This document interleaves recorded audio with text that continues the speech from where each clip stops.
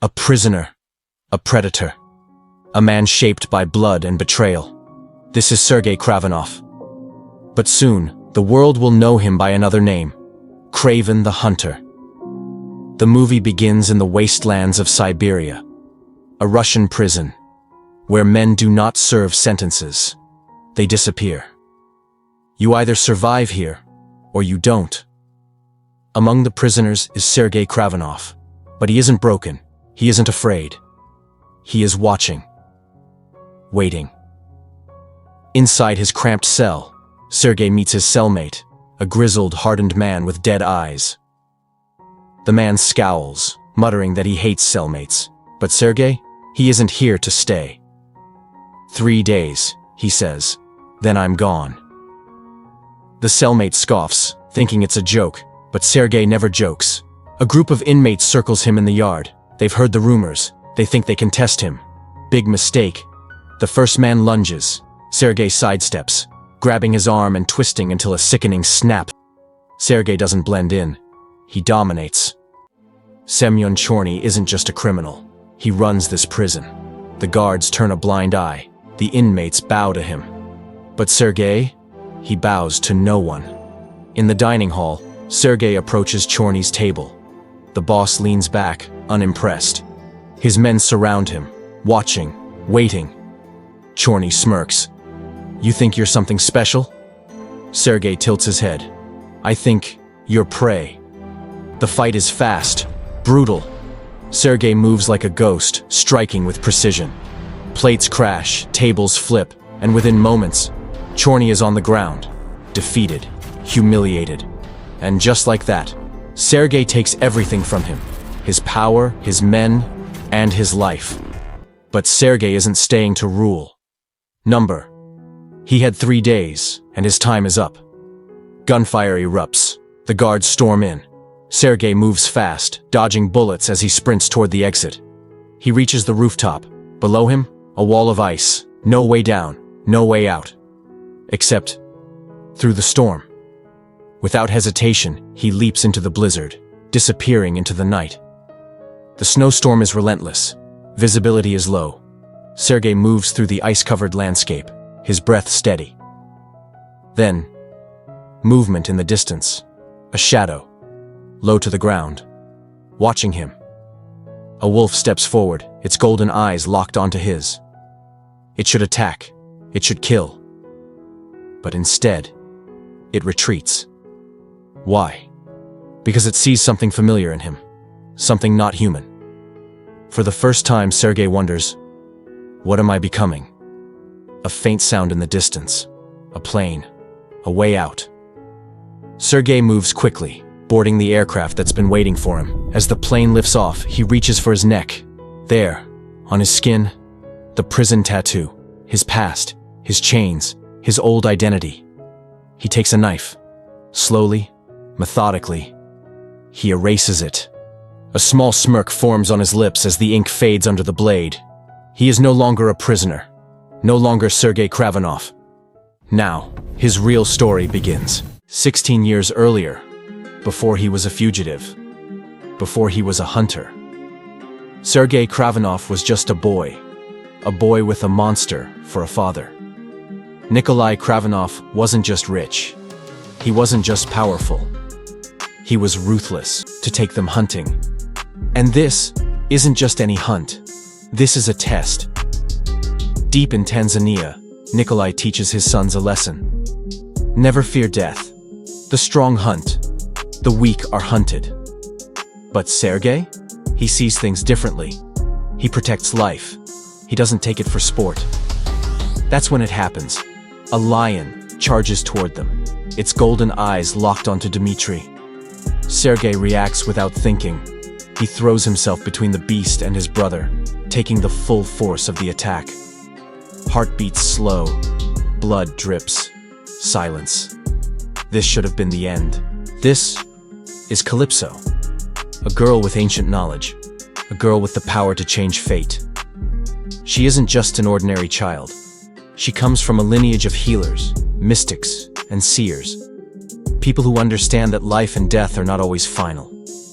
And on this day, she has a choice to make. A choice that will change the course of history.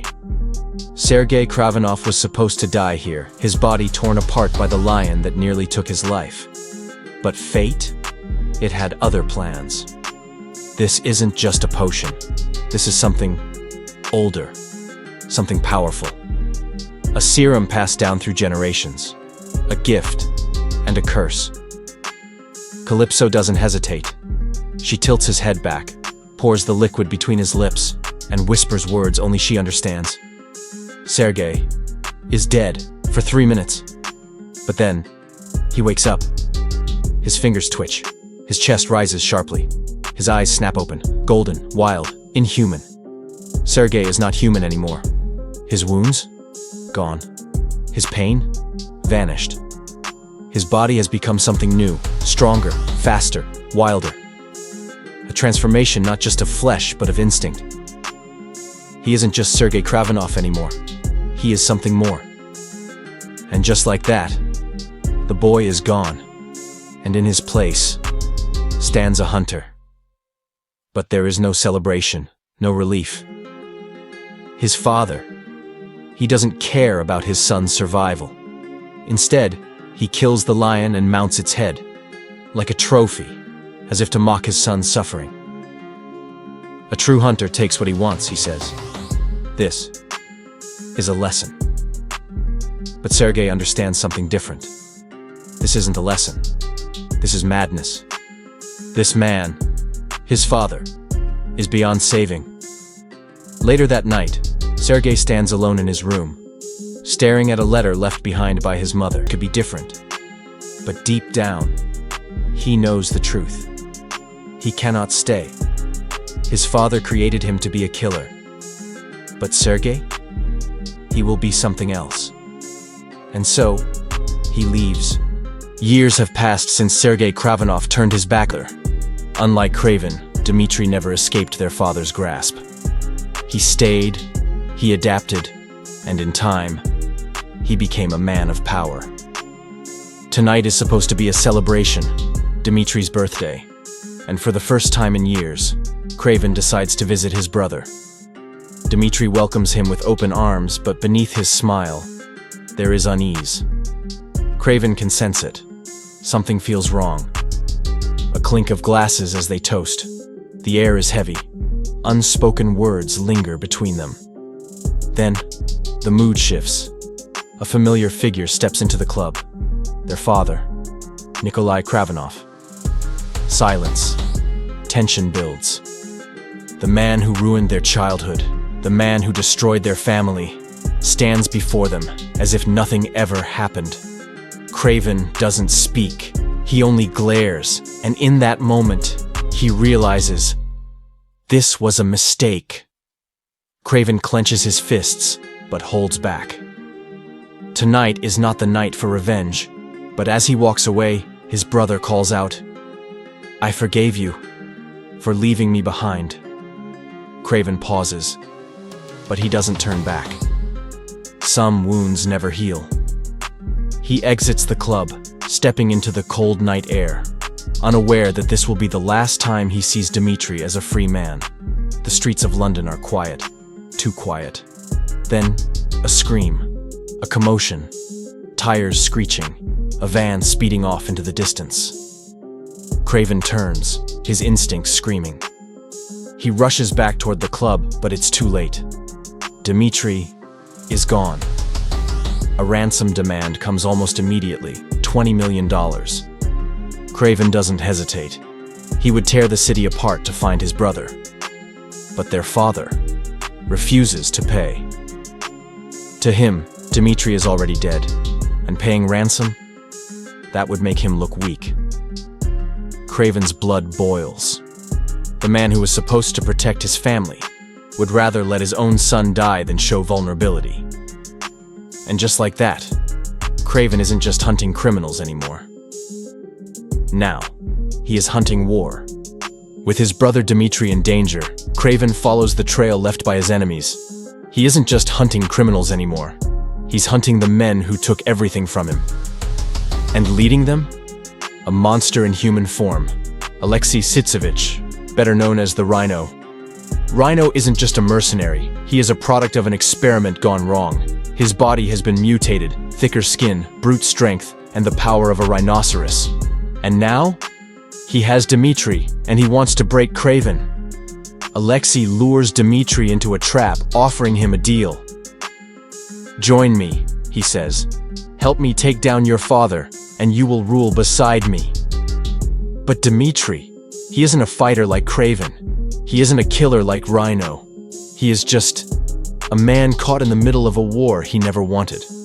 Dmitri refuses, and for that, he pays the price. Kraven has no time left.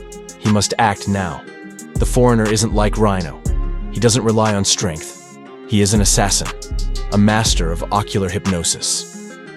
With a single glance, he can control his targets, make them freeze, make them see what he wants them to see. And right now, he has been studying Kraven for years. He knows his moves, his patterns, his weaknesses. As Kraven sneaks into the compound, the foreigner is already waiting. 1, 2, 3. Kraven suddenly feels disoriented. His vision blurs. The world spins. His body betrays him. He sees spiders crawling on his skin, illusions twisting reality, his own mind turning against him. For the first time, Kraven is prey. But just before the final blow, Calypso has arrived, and she just saved Kraven's life. She rushes to him, kneeling beside his body, whispering an incantation as she pours the last vial of her ancient potion into his lips. Kraven's body jolts. His strength returns. His hunt is not over yet. The time has come for Kraven versus the Rhino, the unstoppable beast versus the ultimate predator.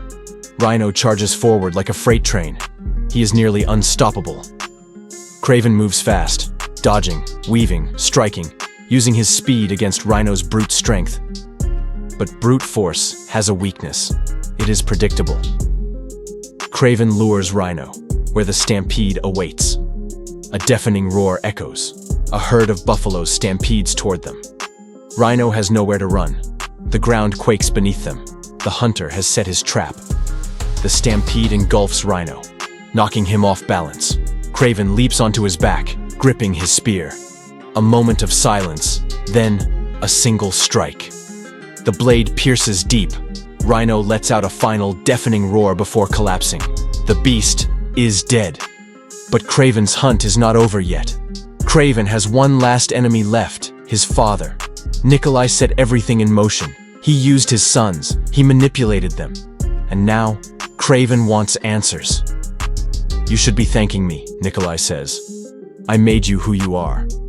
Kraven glares at him, clenching his fists. "No," he replies. "You made yourself my prey." But Kraven doesn't kill him. He does something worse. He takes his father's ammunition, leaves him unarmed, and walks away, into the wild. Nikolai looks around, panicked. He reaches for his gun, empty. He turns, and the bear lunges. The Kraven bloodline ends here. 1 year later, a quiet club in London. Dmitri sits alone at a piano, playing a slow tune. Kraven visits his brother once again, but things have changed. Dmitri has inherited their father's empire. He now rules the underworld. And just like that, the cycle repeats. Dmitri looks at Kraven and says, "You think you're any different? You're just a hunter, looking for the next big trophy." Kraven doesn't argue. Instead, he returns home and finds something waiting for him. A package. Inside is the mane and skin of the lion that once nearly killed him, now stitched into a vest. A final message from his father. Kraven picks it up, draping it over his shoulders. He stares at his reflection in the mirror. And in that moment, Sergei Kravinoff is gone.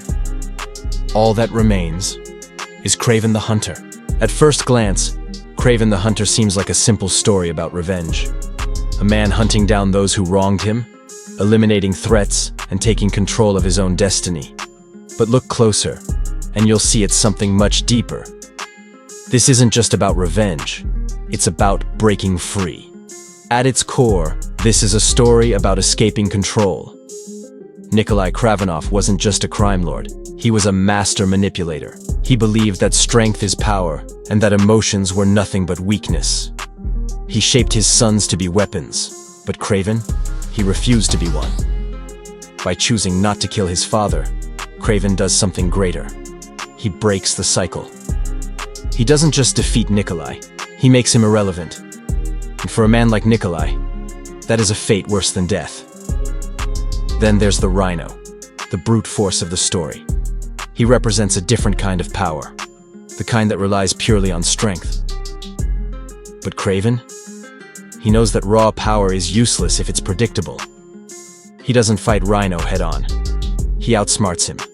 He sets the trap, lets nature take its course, and forces Rhino into a fight he can't win. This battle isn't just about who's stronger. It's about who understands the hunt. And in the end, the hunter wins. But Kraven's greatest battle? It wasn't against Nikolai or Rhino. It was against himself. From the very beginning, Kraven saw himself as a hunter, a man shaped by survival, by instinct, by the thrill of the chase. But when he finally takes down his enemies, when his revenge is complete, what's left? Is he just another predator? Another man chasing the next kill? Or did he become something more? In the end, Kraven the Hunter isn't just about violence or power. It's about freedom. Freedom from the past. Freedom from control. Freedom from the idea that we must become what the world expects of us. But the real question is, did Kraven truly win? Yes, he defeated his enemies. Yes, he survived. But did he really escape the hunt? Or did he simply become a new kind of predator? What do you think? Let me know in the comments. And don't forget to like, subscribe, and hit that bell for more thrilling movie recaps.